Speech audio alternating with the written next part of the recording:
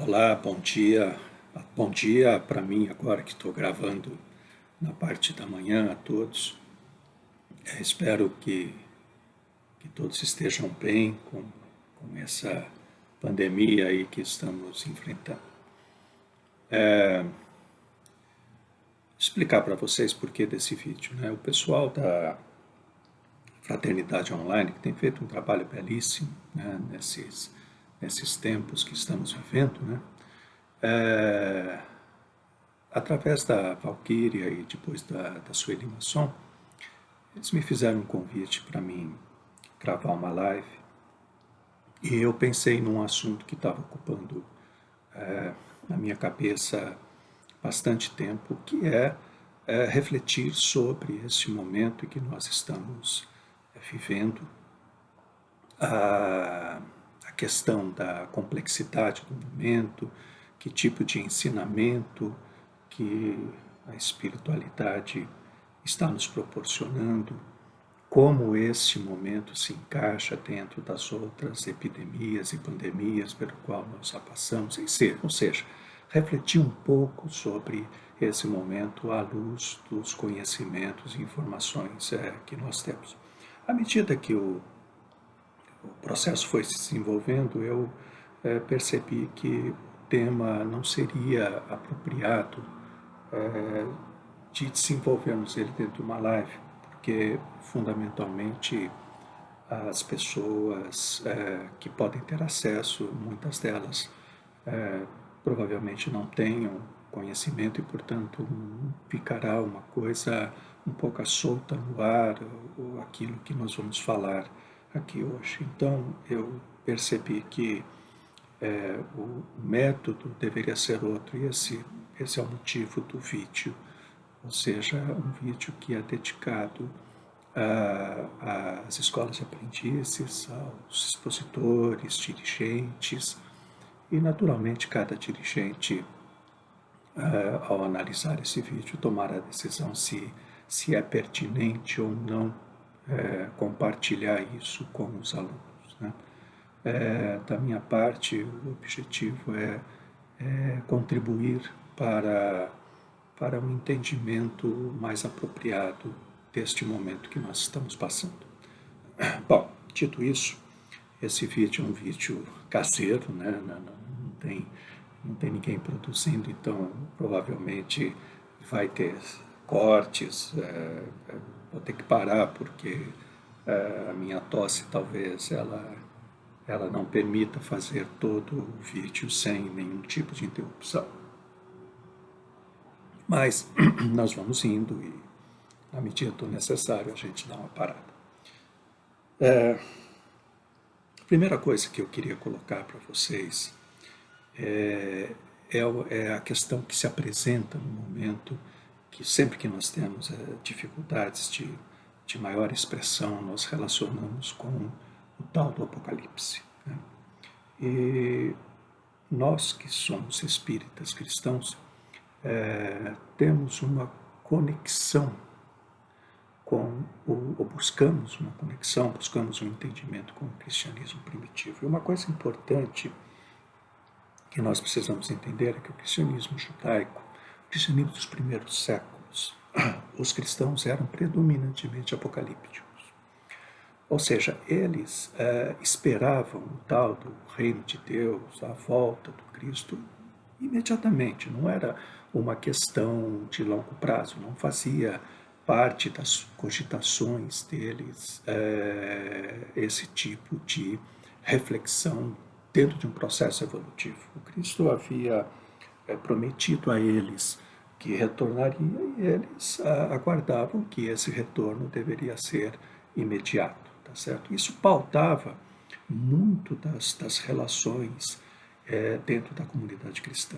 Por exemplo, o procedimento de abrir mão dos seus bens em prol da comunidade tinha muito dessa perspectiva de que a vinda do Messias era uma coisa rápida, era uma coisa imediata, então não havia por que se preocupar com o futuro, com o bem-estar dos seus filhos ou coisas do gênero, né, que normalmente para aqueles mais conscientes dessa situação, sempre pensam, né, como vai ser o futuro, que tipo de previsão eu tenho que fazer em relação ao futuro. Para eles, o futuro era algo que se conectava com o chamado Reino de Deus e, portanto, a segunda vinda do Cristo. Essa ideia, com o passar do tempo, ela foi perdendo força. Durante quase 1000 anos, essa ideia praticamente desapareceu dentro das cogitações do cristianismo romano, que estava muito mais, digamos, preocupado com conquistas imediatas do que propriamente conquistas transcendentais. Né?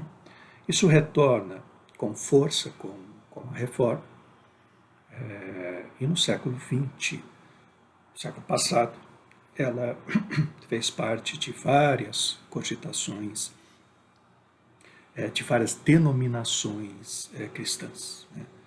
Inclusive a espírita, né? Exceto a romana, que continuou, digamos, um pouco afastado dentro desse processo.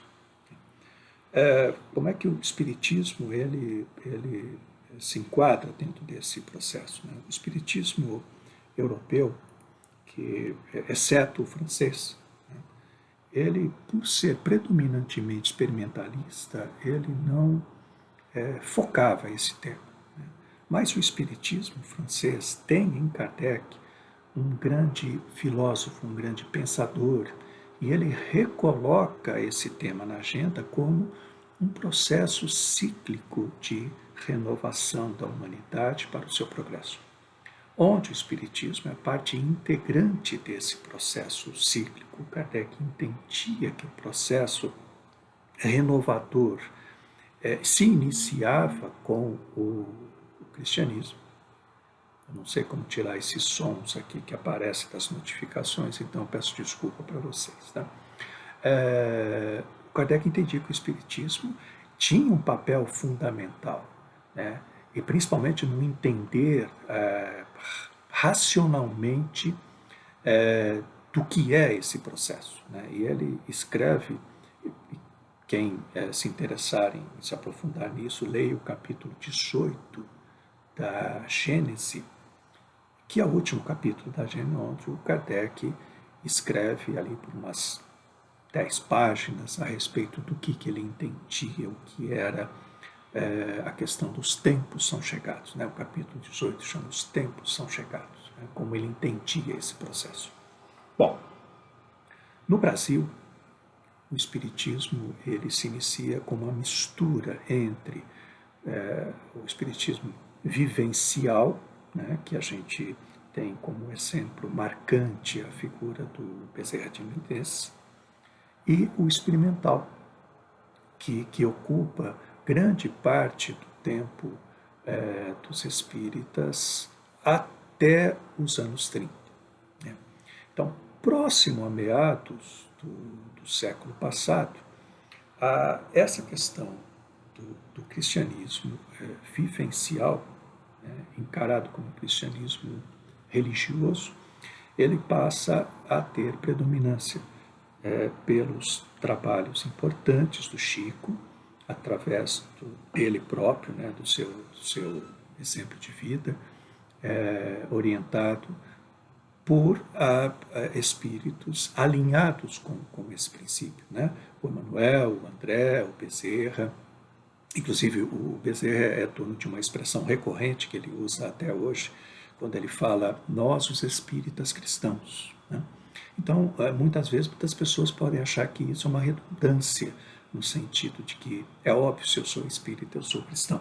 Mas, de verdade, não é assim. Você tem muitas pessoas que compreendem e partilham dos princípios do espiritismo, do entendimento do espiritismo, das lições, mas não tem nenhum compromisso com essa vertente, vamos dizer assim, né? Que é a vertente religiosa. Né? E muito mais próximos a nós temos a figura do Armand, que coloca isso dentro de um propósito muito direto, muito objetivo, né? A vivência do espiritismo religioso, né? Uma proposta honesta, objetiva, a qual todos nós das escolas de aprendizes estamos conectados, né? De qualquer maneira, existe um aspecto que veio para nós, quer dizer, ao olharmos a questão religiosa, nós buscamos olhar o cristianismo primitivo, o cristianismo judaico. E, junto com as informações que colhemos do cristianismo primitivo, nós também trouxemos a visão apocalíptica do final dos tempos, que fazia parte dos primeiros cristãos há quase 2000 anos atrás. Então, muitos livros, documentários, entrevistas foram realizados com o objetivo, com esse objetivo, né, de falar sobre os tempos são chegados, a data limite, e aí nós temos uma diferença de entendimento que parte desta visão apocalipse é a visão kardeciana, que é a visão de um processo transformatório, tá certo? E o Kardec é muito claro, ele não vê sentido prático em você destruir para reconstruir, né? Portanto, a sua visão do processo é uma visão de longo prazo. Mas nós temos também, é importante falar, visões que são mais apocalípticas no seu sentido mais intrínseco, né? Quer dizer, grandes fenômenos de mudanças radicais. Então aí nós ouvimos a respeito de mudança do eixo da Terra, guerras de extermínios, pandemias catastróficas, tá certo? As consequências dessas duas filosofias ou duas formas de ver essa situação são radicalmente diferentes. A visão do processo transformatório é uma visão de continuidade do entendimento do aprendizado. Obviamente, haverá, como haverá situações mais complexas como essa que nós estamos passando. Portanto, mas ela não é destrutiva, ela não é catastrófica, né? E a outra visão é uma visão onde grande parte das conquistas que nós fizemos ao longo do tempo, ela, no fundo, ela se perde, né?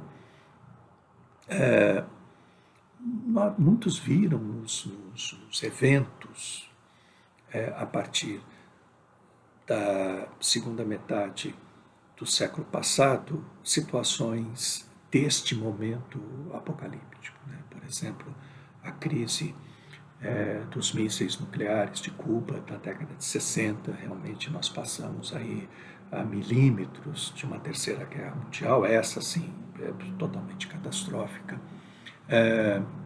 A virada do milênio, o vírus da AIDS no início dos anos 80, o 11 de setembro, né? E agora essa pandemia do Covid-19 que nós estamos passando. Ou seja, o interesse, ele flui e reflui a depender dos acontecimentos, né? Só uma informação referencial, o Juliano Possati, que foi o produtor do documentário A Data Limite, passou uma informação recentemente, acho que semana passada, dizendo que nos últimos 60 dias o vídeo foi acessado por 1 milhão de pessoas. Portanto, falar sobre isso, entender um pouco sobre isso, ou pelo menos tentar contribuir para esse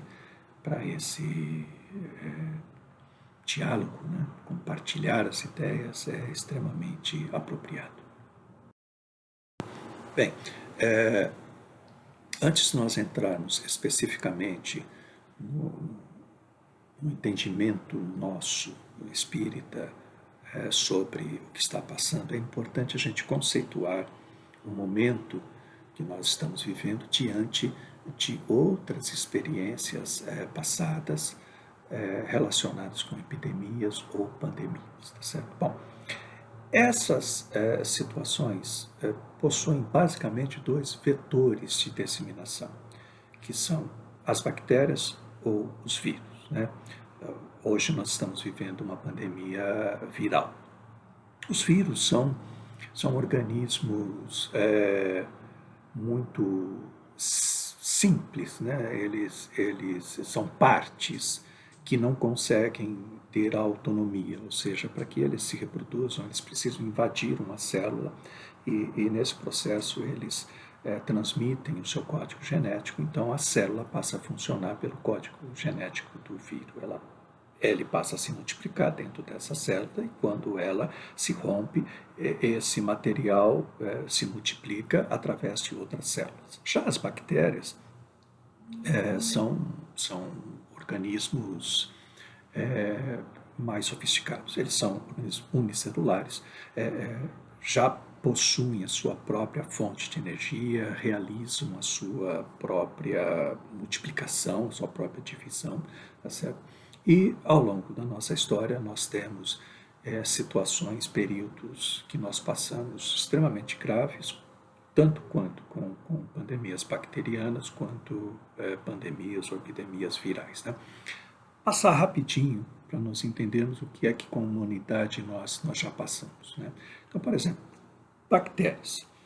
As bactérias, nós temos a tuberculose, o cólera, o tétano, a difteria, né? E nós temos uma bactéria chamada Yersinia pestis, que é talvez o maior vetor de letalidade que nós tivemos na história da humanidade. Nós encontramos essa bactéria em várias partes ao longo da nossa trajetória, né? A informação mais antiga que nós temos sobre essa bactéria, ela remonta a 4.000 anos antes de Cristo. Bom, o que aconteceu há 4.000 anos antes de Cristo? Há 10.000 anos antes de Cristo, nós temos o início do período de maior crescimento da história da humanidade em termos de conhecimento, que foi o período neolítico, né? O Emmanuel, no livro A Caminho da Luz, ele caracteriza perfeitamente esse processo, dizendo que há 10.000 anos antes de Cristo, os exilados desceram do Planalto do Pamir para mudar totalmente a estrutura organizacional da humanidade. O Planalto do Pamir é uma região que fica ali próximo do Tibete, sudoeste da China, norte da Índia, oeste do Paquistão, ali naquela região. E por que eles mudaram, né, a história da humanidade? Porque até então nós éramos caçadores-coletores e nós, com esse advento, nós passamos a ser sedentários. Por quê? Porque nós passamos a gerar excedente de alimentos, que foi obtido através do desenvolvimento da tecnologia da agricultura.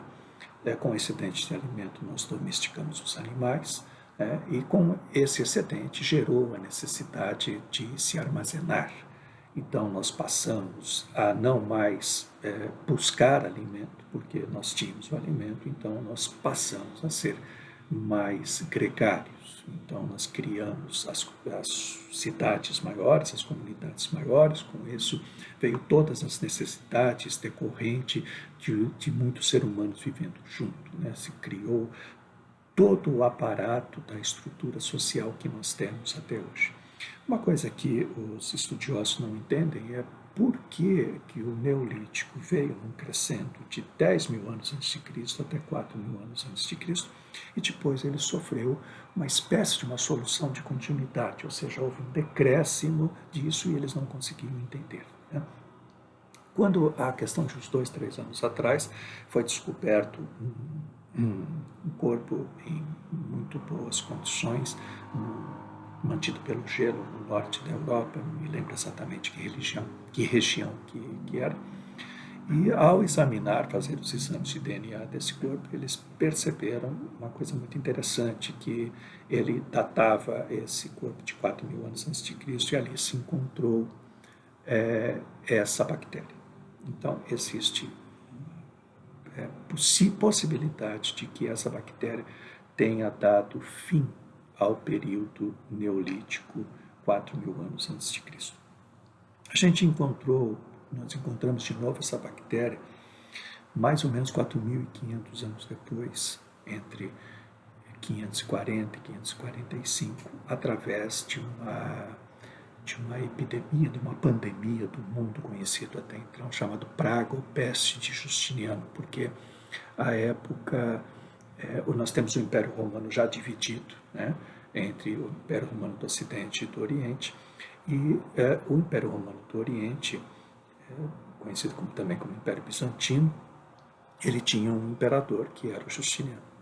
E por 5 anos, né, houve uma praga que dizimou uma quantidade muito grande do Império Bizantino. Né? Estima-se ao redor de 25 milhões de pessoas que morreram. Isso foi um baque muito grande para o Império Bizantino, que fez com que os povos árabes passassem a dominar todas as colônias do Império Bizantino no Oriente Médio e no norte da África. Isso fez uma importância muito grande quando, 100 anos depois, o Maomé, na difusão dos princípios islâmicos, ele encontrou uma base fora dos povos árabes muito grande, e aí o Islã pôde se desenvolver com maior facilidade. E, por fim, nós encontramos essa bactéria num evento talvez mais catastrófico que nós tivemos, que foi entre os anos de 1343 e 1353, foram 10 anos, a chamada peste negra ou peste bubônica, tá certo?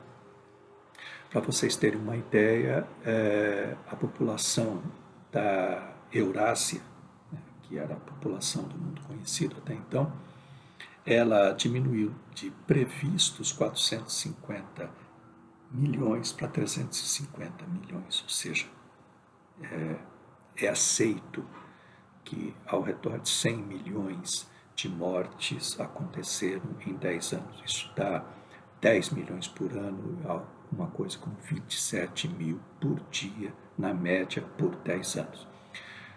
Alguns estimam que essa quantidade de mortes foi menor, porém nunca menor que 50 milhões, e outros acreditam que pode ter chegado a 200 milhões, mas o número de 100 milhões é redondinho e o pessoal tem como referência. De qualquer maneira, foi um evento catastrófico que dizimou mais de 20% da população da Eurásia. Nós tivemos, no período final da Primeira Guerra Mundial e pós-Primeira Guerra Mundial, 2 eventos importantes, um ocasionado por vírus, que nós vamos falar em seguida, e o outro, uma bactéria, que é o tifo. O tifo, entre 1818 e 1822, ele matou 3 milhões de pessoas, alguma coisa como 750 mil por ano, ou uma média de 2 mil por dia. Né? Uma outra bactéria é a responsável pelo cólera, é presente até hoje nos nossos dias, segundo a OMS, ao redor de 120 mil pessoas morrem todos os anos devido ao cólera. E em termos absolutos, né, de números, a que mais foi letal foi a tuberculose. Né? A tuberculose, ela apenas começou a ser controlada, embora ela ainda apareça. Por exemplo, as pessoas afetadas pelo HIV têm uma exposição muito grande à tuberculose. Né? Mas esse jogo começou a ser mudado quando o Robert Koch identificou esse organismo, o bacilo, conhecido como bacilo de Koch. E o Alexander Fleming, na década de 50, desenvolveu a penicilina, né, que é um antibiótico que pôde mudar essa ordem de coisas. Estima-se, para vocês terem uma ideia, que no último século, entre 1850 e 1950, quando o jogo mudou, a tuberculose tenha sido responsável pela morte de entre 800 e 1 bilhão de pessoas. entre 800 milhões e 1 bilhão de pessoas. Ou seja, nós estamos falando de 10 milhões de mortes por ano. Esse é um valor absurdo até 1950. Né? Os vírus, né, nós já falamos, são partículas infecciosas, né, e eles são responsáveis por várias doenças, né, AIDS, hepatite, gripe, dengue, catapora, sarampo, tudo isso é viral. Né. O vírus mais letal que nós conhecemos é um vírus que foi detectado numa cidade alemã chamada Marburg, às margens do rio Lahn. Felizmente para nós esse é um vírus tímido, né? Quer dizer, ele aparece muito pouco, porque a letalidade dele é de 90%. A varíola também é propagada por um vírus, ela foi, digamos, erradicada em 1980, e se nós pegarmos os últimos 80, 100 anos, antes de 1980, ou seja, 1980 é recente, né? 1980 começou a primeira turma de aprendizes do Evangelho aqui de Ribeirão Preto, né? Vocês imaginam, para mim foi ontem. Ela matou 300 milhões de pessoas entre o final do século XIX e até 1980.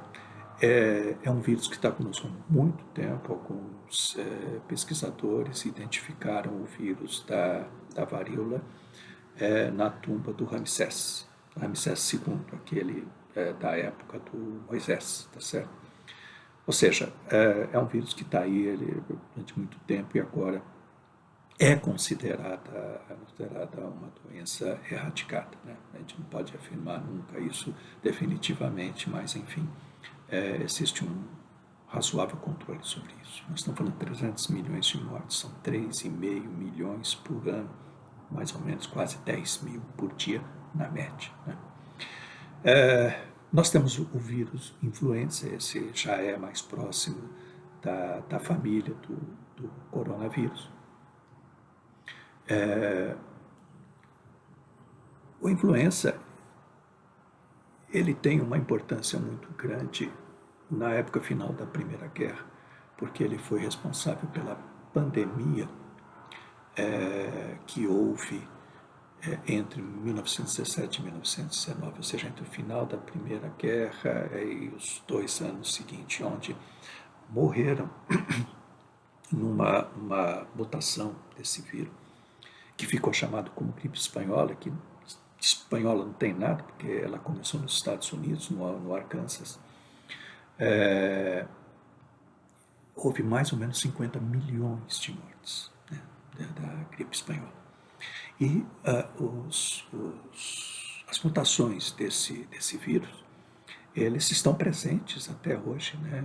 São muito recorrentes, como o H1N1, por exemplo, e eles são responsáveis, segundo a OMS, por ao redor de 600 mil mortes por ano. E aqui eu não estou colocando o corona, tá? Gripes, né?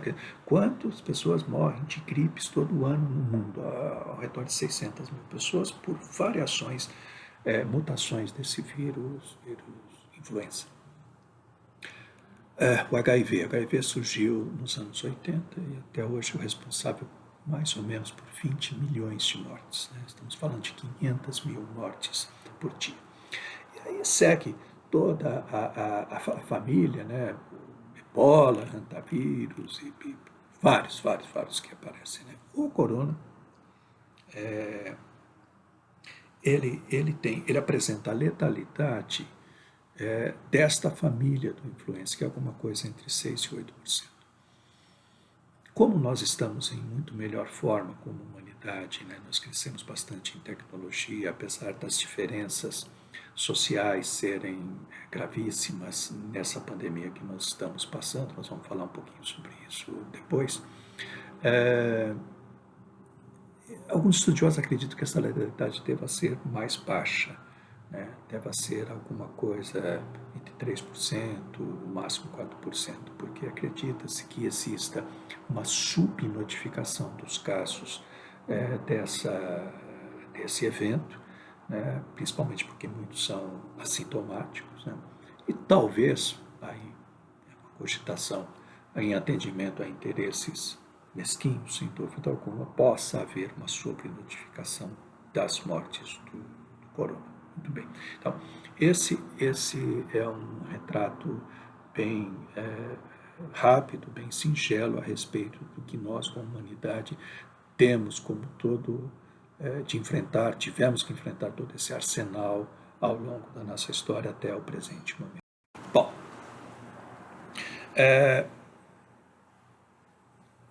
a ideia do que nós vamos falar surgiu quando, algumas semanas atrás, eu vi vários companheiros nossos aí da causa espírita cristã falarem a respeito da grande movimentação que estaria havendo no plano espiritual, no sentido de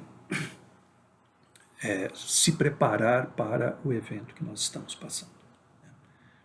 E grande parte disso vem a respeito do capítulo 24 do livro Nosso Lar, do André,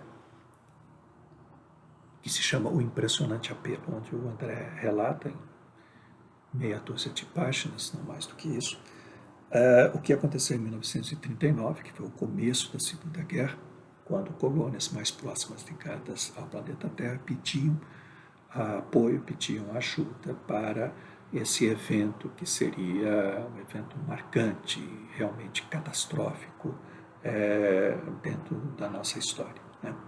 Então, quando a gente para examinar essa questão, quando nós paramos para olhar os números que envolvem a Segunda Guerra Mundial, nós temos informações muito interessantes para a gente refletir, né? A Segunda Guerra Mundial foi de 1939 a 45, foram 6 anos, e morreram aproximadamente 75 a 80 milhões de pessoas. Nós estamos falando de 12 milhões de mortes por ano. Esse número, na média, não está correto, porque a maioria das mortes elas se concentraram na fase final, na segunda metade da guerra, que foi quando os chamados aliados passaram a reocupar a Europa, que até então tinha sido conquistada pelo Hitler, sem número expressivo de mortes, né? Com a guerra se aproximando do final, os aliados invadiram a Europa, partindo ali pelo oeste, né, na face frontal com a Inglaterra, ali no Canal da Mancha, numa região chamada Normandia, uma região noroeste da França. Invadiram também pelo sul, e aí foi um processo de retomada. Esse processo de retomada foi um processo muito complicado, né? Houveram muitas batalhas, muitas pessoas morreram. Portanto, esses 12 milhões por ano não espelha esse final da guerra, foi muito mais. A população do planeta naquele momento, em 1940, era mais ou menos 2,3 bilhões de pessoas. E a taxa de mortalidade fazia com que as mortes anuais somassem ao redor de 18 milhões de mortes por ano. Ou seja, na média, o período de guerra ele acrescentou ao que já era natural mais de 60%. E não é exagero pensar que a concentração desse número maior de mortes no final da guerra pode ter dobrado o que existia. Então, quando a gente olha isso, a gente percebe que realmente faz todo sentido, toda a movimentação que o plano espiritual fez e os nossos mentores, orientadores têm nos dado informações relativamente a esse período, todas concorrendo para o mesmo ponto, porque você tinha um certo fluxo de desencarne, e esse fluxo de desencarne, ele no mínimo cresceu 60% e alguns anos pode ter dobrado. Então isso representa uma grande necessidade de apoio e de amparo, né? Muito bem. Vamos olhar um pouco os números que o corona tem ocasionado nos primeiros 4 meses, ou seja, o fechamento do primeiro quadrimestre de 2020. E aqui eu faço uma observação, porque sempre que a gente olha números, os números são muito frios, né? E a morte não é, né? Quando nós perdemos alguém, vamos colocar dessa forma, quando alguém retorna ao plano espiritual, para aqueles que ficam, é uma questão muito triste e muito dolorida. Portanto, em nenhum momento eu quero minimizar essa real situação, né? Cada vida, ela vale pelo valor de si próprio. Porém, quando nós olhamos o todo, necessariamente nós temos que entender o que significa aquilo que nós estamos passando. Então, no fechamento do primeiro quadrimestre de 2020, as mortes registradas por Covid, elas somaram aproximadamente 270 mil mortes. Hoje, meados de maio, deve estar próximo a 300 mil mortes. Mas aquela época em que eu coletei todos os dados que eu vou passar para vocês, as mortes estavam em 270 mil. Né? Neste mesmo período, nós tivemos, vou passar em ordem crescente, tá? Mortes por suicídio, próximo a 380 mil. Mortes por malária, né? Uma doença tropical que afeta a maioria dos países ou em desenvolvimento, países pobres, né? 350 mil. Mortes em decorrência do HIV, quase 600 mil. Mortes por causa de álcool, né? Nas suas diversas decorrências, próximo a 900 mil. Mortes em decorrência de fumo, ao redor de 1.750.000 mortes. Mortes de crianças abaixo de 5 anos, na maioria delas em decorrência das condições ambientais, condições sanitárias, alimentação, doenças em geral, próximo a 2,7 bilhões. Milhões. 2,7 milhões. Mortes por câncer. E aí está o álcool, aí está o fumo, nas mortes com origem fumo e álcool que tiveram como consequência câncer, né? 2,9 milhões. Abortos, que dentro da contabilidade oficial não é encarado como morte, porque consideram que não tem a vida, né? Vida autônoma. Portanto, ela não está dentro das mortes. Né? O número é impressionante. Nós estamos falando de 15 milhões de abortos. As mortes totais no primeiro quadrimestre de 2020, sem considerar os abortos, somaram próximo a 21 milhões de mortos. O que segue a tendência natural, alguma coisa entre 60 e 65 milhões de mortes por ano. Então, quanto que o Covid representa nas mortes totais? 1,3%. Bem, o que eu quero dizer com isso? Aí nós temos uma questão para refletir. Né? O plano espiritual se reorganizaria por causa de um fluxo adicional de 1,3%? Provavelmente não. Sem dúvida alguma que equipes seriam designadas especialmente para atender esses casos, como eu acredito que foram, tá certo?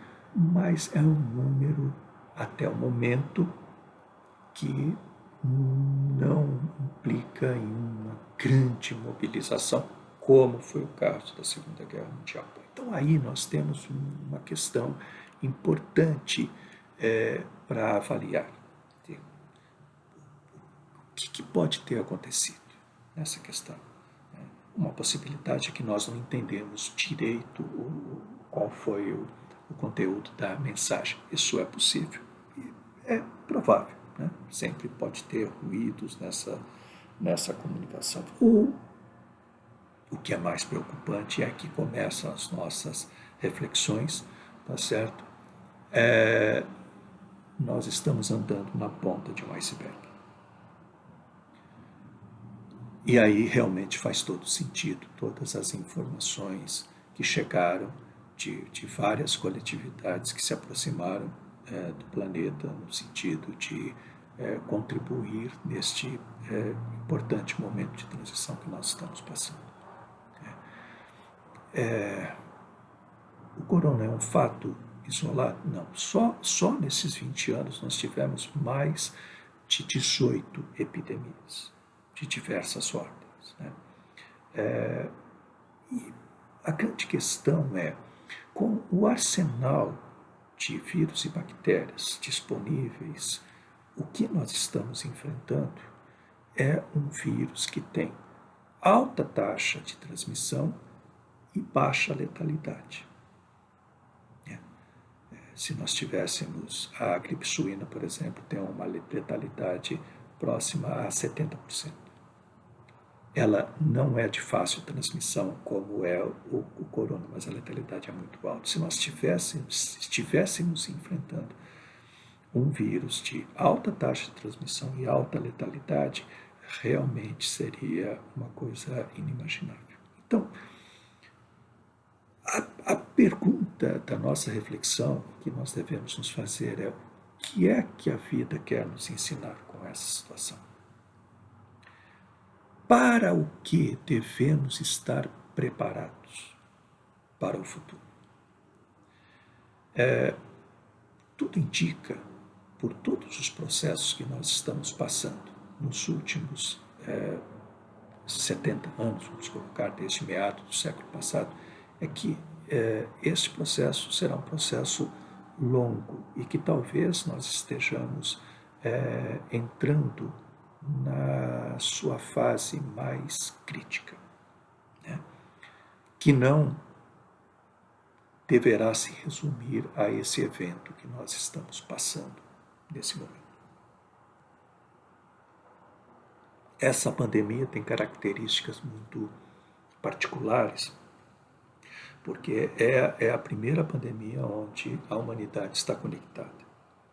Portanto, é uma experiência coletiva. Nós, aqui do Brasil, por exemplo, acompanhamos, antes disso começar aqui no Brasil, pelo menos começar de uma forma mais intensa, tudo o que se passou inicialmente na China, depois na Europa e também nos Estados Unidos. Certo? Nós nos preocupamos, nos comovemos, não sabíamos muito bem como ajudar nesse processo, porém nós vivemos, nós acompanhamos, nós passamos a desejar que isso passasse o mais rápido possível, que o sofrimento fosse o menor possível. Ou seja, essa é uma experiência coletiva dentro de uma sociedade interligada.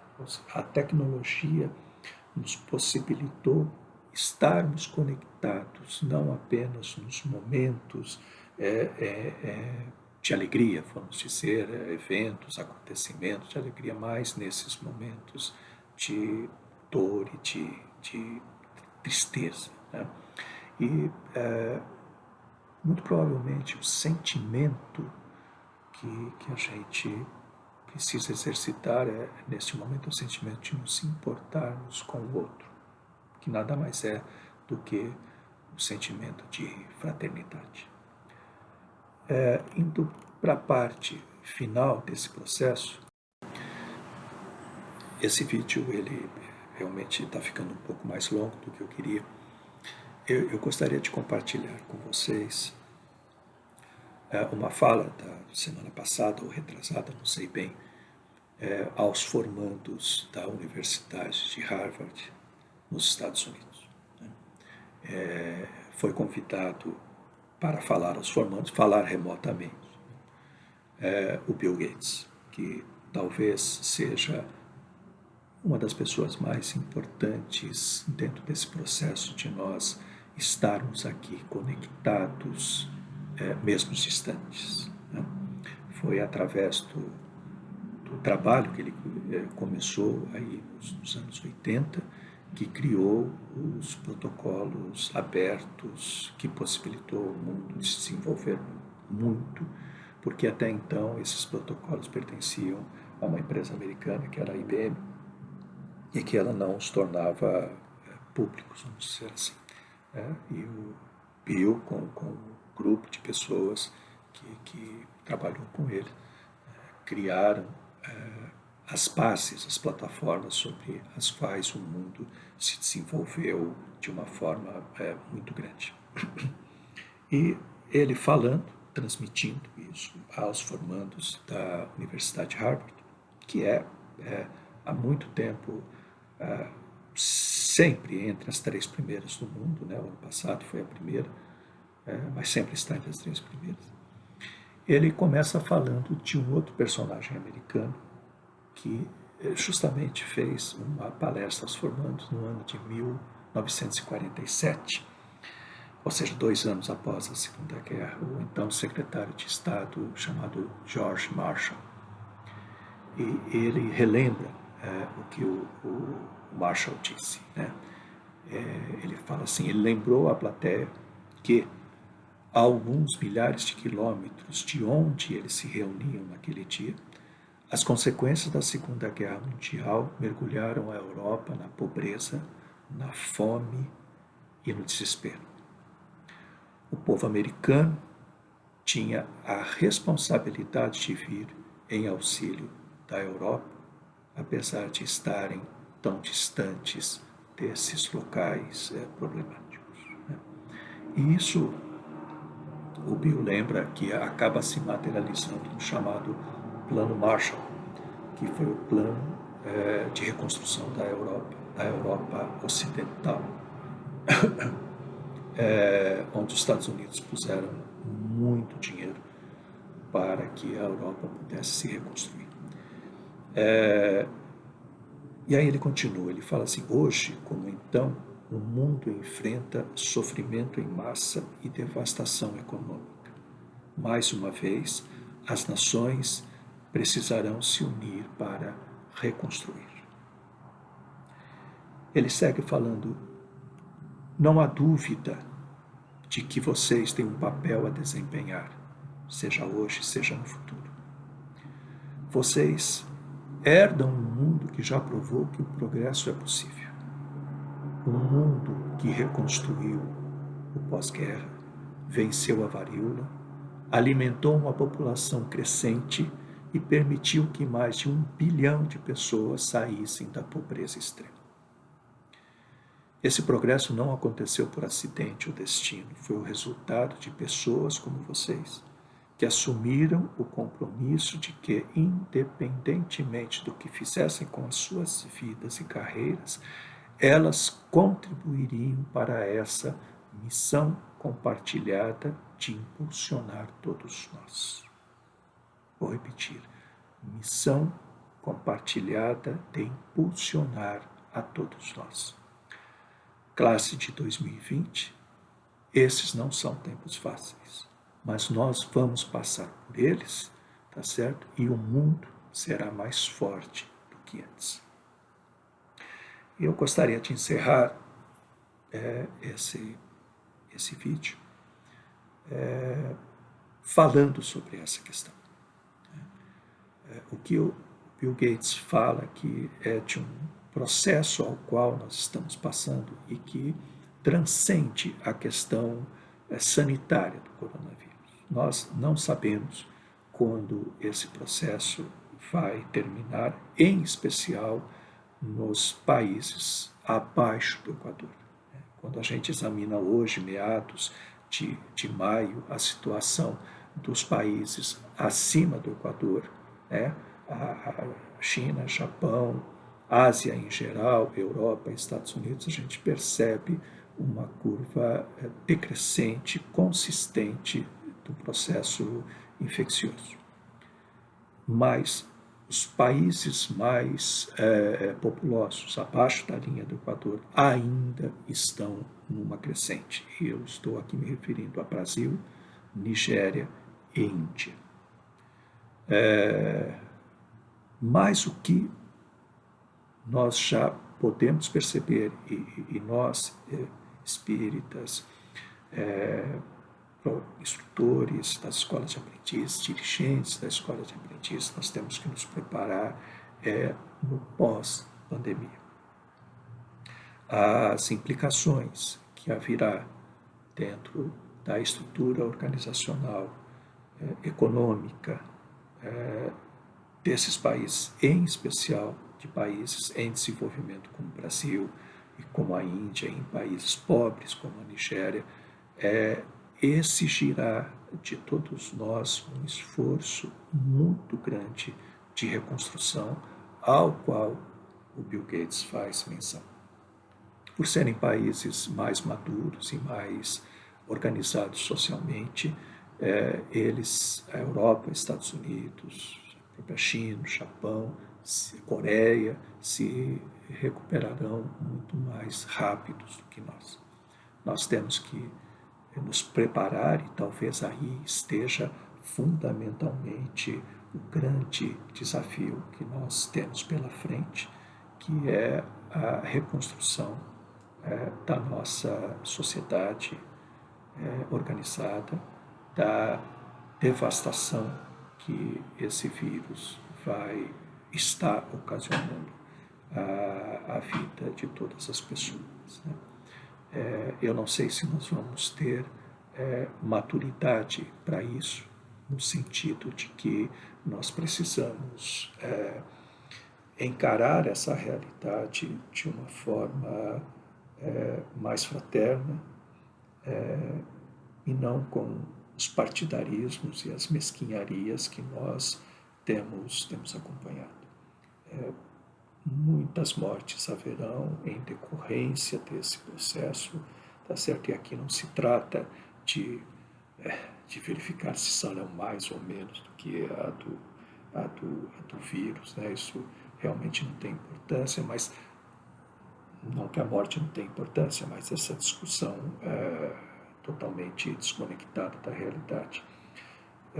Mas o mais importante é que nós entendamos que temos um papel nesse processo de reconstrução, e nessa reconstrução, tomara que nós consigamos colocar valores mais altos, que a nossa barra da qualidade do relacionamento interpessoal, do sentimento de fraternidade seja predominante em todos nós.